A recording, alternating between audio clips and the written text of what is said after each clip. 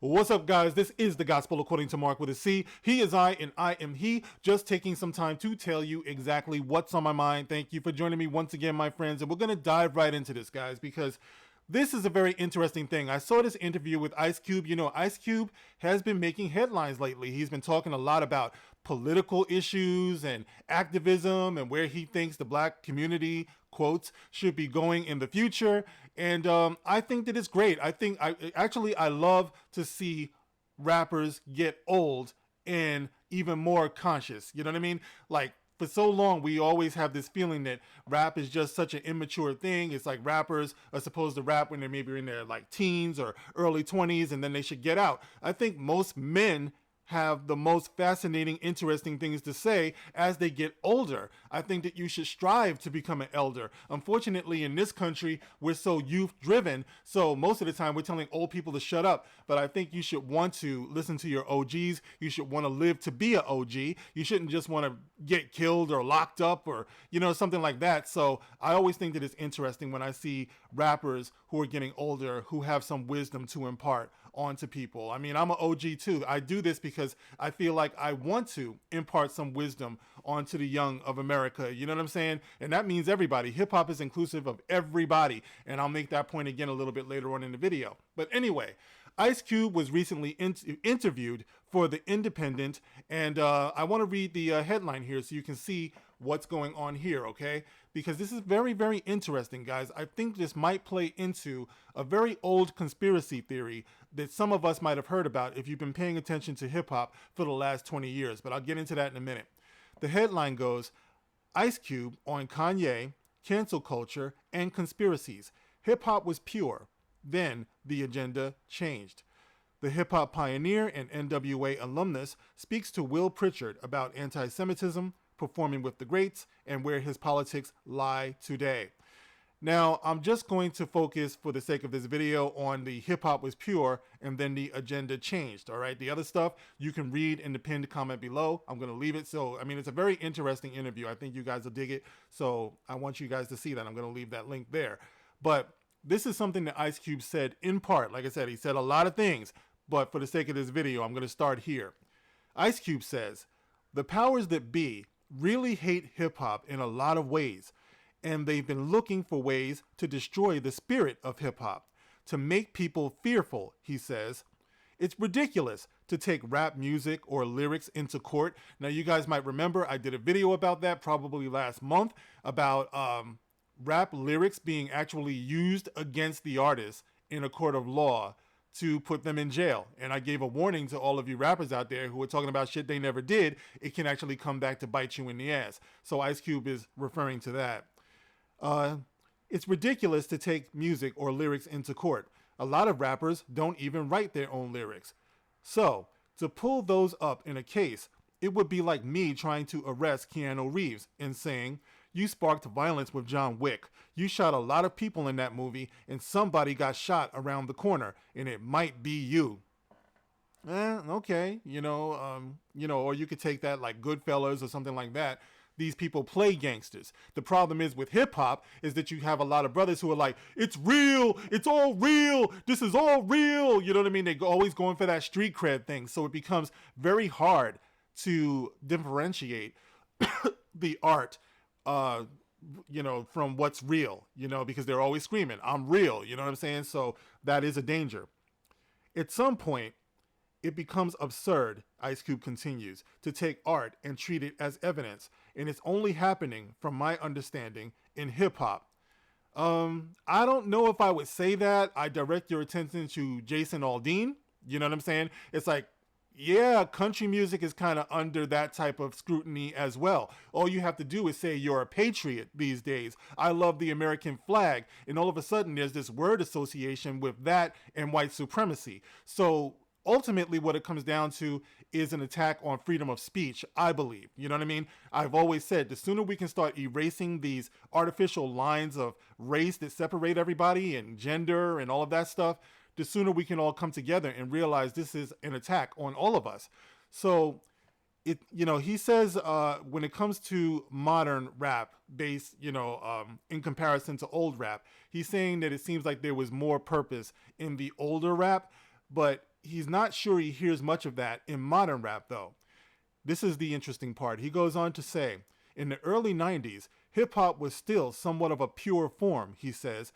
An inevitable but hangs in the air.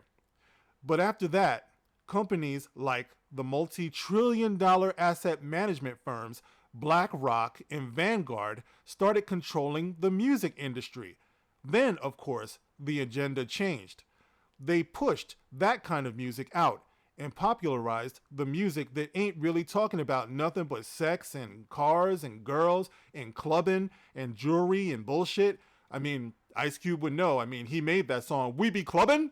And when it comes to the 80s and 90s, it was pretty much NWA to kick down the door when Public Enemy was out, and X-Clan and Poor Righteous Teachers, and a lot of so-called positive rap was out there. Even the Native Tongues, De La Soul, Tribe Called Quest, Latifah, she was part of Native Tongues. That was part of a more positive wave of hip-hop that was going on back then, an awakening, if you will. Yeah, you had gangsterisms and stuff like that, but like we always say, there has to be a balance, you know what I mean? And back then it seemed like there was more than a balance. There was more of a balance.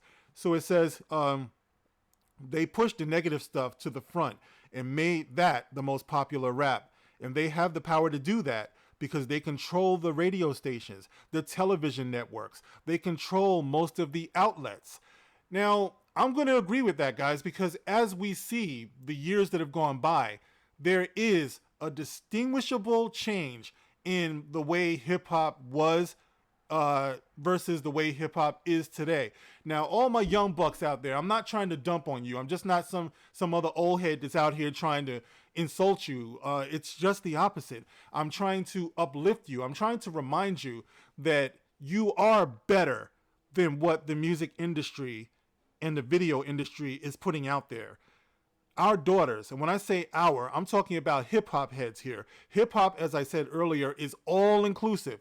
Eminem is probably one of the GOATs in the game, all right? And he's not the only one. I grew up listening to Third Bass. I loved House of Pain. I love white rappers as well. You know what I mean? Everyone was always welcome in hip-hop. So when I'm talking about our daughters, please don't do that thing where you separate everything by race. I'm tired of that bullshit, man. We're supposed to be all in this together, especially when we're talking about hip-hop, okay? So what we see today is a condescending art form where they're trying to appeal to the children of today and by their least common denominator. They're appealing to their most lower base self or selves. You know what I mean? And what I'm saying is I like to see us remind each other, especially as parents and everything who grew up in hip-hop, the Gen Xers and stuff like that.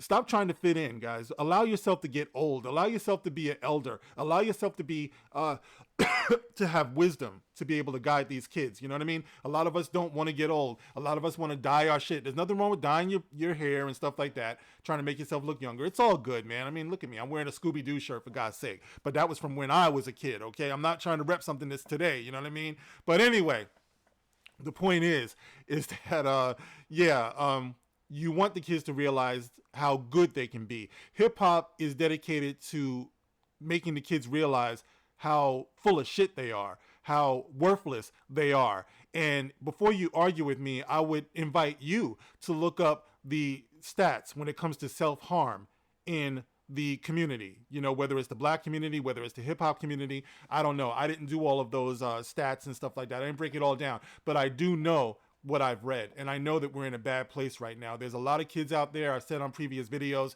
who talk to me, you know, in the community here. I'm here. I'm not just walking around. You know, I always ask these kids, my son's friends, how you doing and everything. It ain't good. A lot of them are not feeling good about life. They're not feeling good about who they are. If they're black, they're not feeling good about being black because they feel like they ain't shit. They're not going to amount to anything. They see all these videos of kids who look like them doing flash mobs and all of this stuff. And, you know, it's not making them feel good. If they're white, they're being hit over the head with all of this guilt and shit like that. You know, they don't have it any easier than anybody else, contrary to popular belief. All all of this white privilege and stuff like that. Let me tell you something about life. Nobody gets a free pass in life. It might be relative, but everyone has to struggle. Everybody has to suffer, and everybody has to wonder about their place in life and whether they deserve it or not. Everyone has that innate fear of death and the clock running out on them. You know what I mean? So everything is relative. So we don't get to sit in judgment of other people and say, well, you're privileged, because I've known some black people who are living quite well. And I've known some white people who are living terribly. All right. That's just life. Stop letting people lie to you. Okay. So anyway, the point is here is that in the years that have passed since that time that Ice Cube was talking about, when hip hop was a little bit more focused, we've seen the way the music industry and the video industry has portrayed our children. The women are looking up to Nicki Minaj. They're looking up to Cardi B. You know, a couple of these other ones that's out there now. I think even Nicki Minaj is kind of an old head at this point, but there's some out there now. What is it? Ice whoever. You know, just ass all out and everything, and dudes, you know, walking around in dresses. You know, you got Lil Nas X and all of this stuff. It just shows me a lack of focus. You know what I mean? Like, I'm not trying to bash anybody, but I'm just saying the community is not stronger for these things. All right. So it made me wonder if Ice Cube is actually referring or confirming the conspiracy theory, and I put that in quotes, that we might have heard about, you know. And like I said, some of you might have heard about this over the last 20 years. There was a document online that was floating around entitled The Secret Meeting That Changed Rap Music and Destroyed a Generation. Okay, so a lot of us saw that, and we talked about it because, like I said, the proof is almost out there, guys. There are so many things that you can't say anymore that we used to be able to say. Like, freedom of speech is like out the window, guys. You know, there are so many people here on YouTube who dare not say this or dare not say that. They talk in code words and everything. You guys know I do a lot of straight talk here. I refuse to do it. You know, if I'm going to lose my channel over it, I'm going to lose my channel over it. I'll go to Rumble. I mean, I'm on there now. Everything is backed up that I do here. Everything is backed up on Rumble. I'll try to leave that link, guys. It's in a different name. This one is marked with a C. The other one is The Gospel. All right. So I'm going to try to like sync those things up, so it's not that hard to leave a link.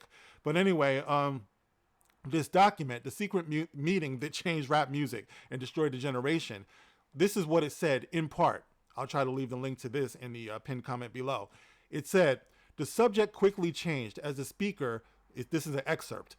The subject quickly changed as the speaker went on to tell us that the respective companies we represented had invested in a very profitable industry, which could become even more rewarding with our active involvement. Now, this guy who's writing this was a record company decision maker, or maybe even an executive, who is claiming that he was called into a meeting with other decision makers in the hip hop industry and sat down by these people who represent the prison industrial complex. Okay, so they were being told how to work with the prison industrial complex through rap music to increase the residency, so to speak, in prisons. Okay, so he explained that the companies we work for had invested millions into the building of privately owned prisons, and that our positions of influence in the music industry would actually impact the profitability of these investments.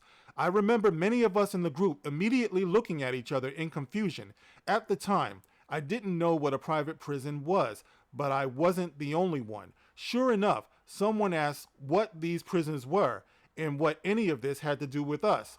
We were told that these prisons were built by privately owned companies and received funding from the government based on the number of inmates.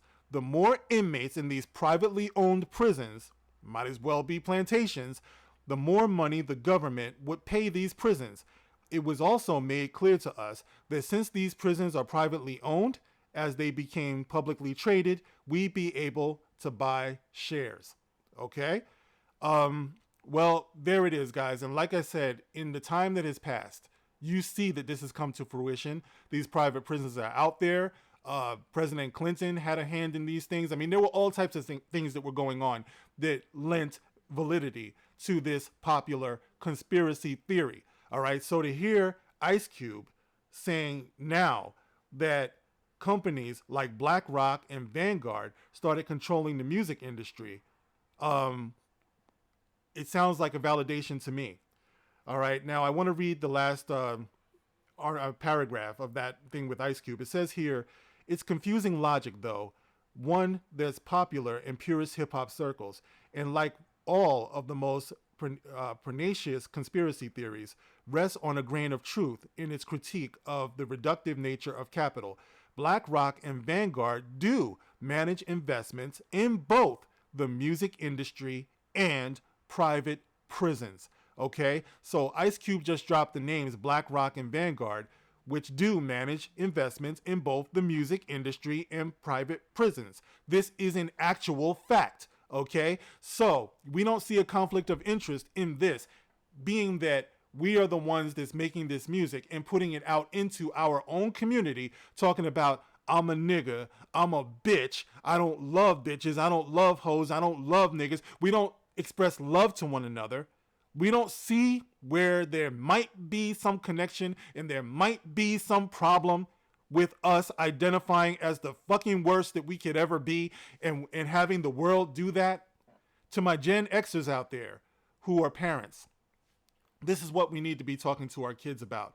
It's time to have them stop identifying with these jackasses and clowns that they see in these videos. And I'm saying that because of their images. I don't know these people personally, and I know some people are going to take this personal, but I want us to see each other as the best that we can be. And I'm talking about all of hip hop right now, because like I said, I see the symptoms of this also spilling over into the white community as well. I have a lot of brothers who are white, who are friends of mine, who talk about their struggles with their kids as well. They're relating far too much to the bullshit that's being pushed on them, whether it's gangsterism, whether it's homosexuality. And that's not bashing homosexuals, because there are homosexuals out there who are cool, whatever the case may be. Just like black people. I'm talking about black people too. There are black people who are cool out there, but there are some who are being used to weaponize against us.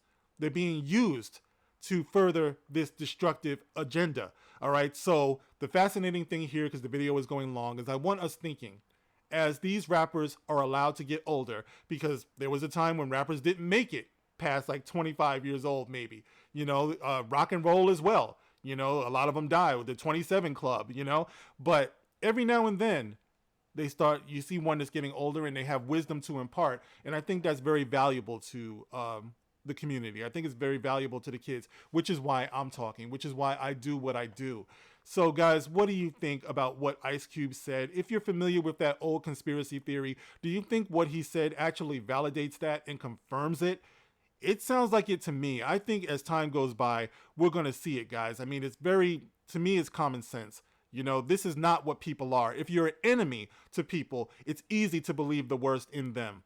But being of them, as I am, I will never believe the worst in my people. Never. I know what we are. I know who we are, and I know why we scare people. Once again, talking about the hip hop community, all right? Which includes everybody. If you think a certain way, you're going to be seen as a threat. So they go out of their way to stifle people from thinking a certain way, from encouraging critical thinking and things like that. But the worst thing you can ever believe, my young brothers and sisters, my beloved, is that you are what the world tells you you are. All right? You have to define yourself. I've been there. Believe you me, I've been there. I've done videos about that. I thought that I wasn't supposed to be alive. I thought I was a mistake. But as you get older, you start to realize the powers that be in this cosmos. I don't want to say God, because I know a lot of people take offense to that, but I believe it. God makes no mistakes. Each one of us is here for a reason, and each one of us is here to be the very best that we can be. And I know this is going very long, so I want to cut this thing off. But pause, you know what I mean? But what do you guys think about what Ice Cube had to say? If you're a young cat out here, I want to hear from you. It's okay if you feel different. Drunk 3PO has a book, The Achromatic Chronicles Blue, talking about individuality. That's why I feel so strongly about that. Be an individual. That's the bravest thing that you can be. Stay out of the system. Stay away from people who try to sell to you an image that deep down inside you are not. Don't be hypnotized. Don't be conditioned. All right, guys. That's it. I've gone on too long. It's your turn. Get in the comment section and let me know how you feel about this, guys. Thank you for listening. As always, you can like, you can share, you can subscribe. Thank you once again for the super chats. I really do appreciate this give and take that you guys give to me. It means everything, guys. I'll catch you in the next one. This is The Gospel According to Mark with a C. Rock on.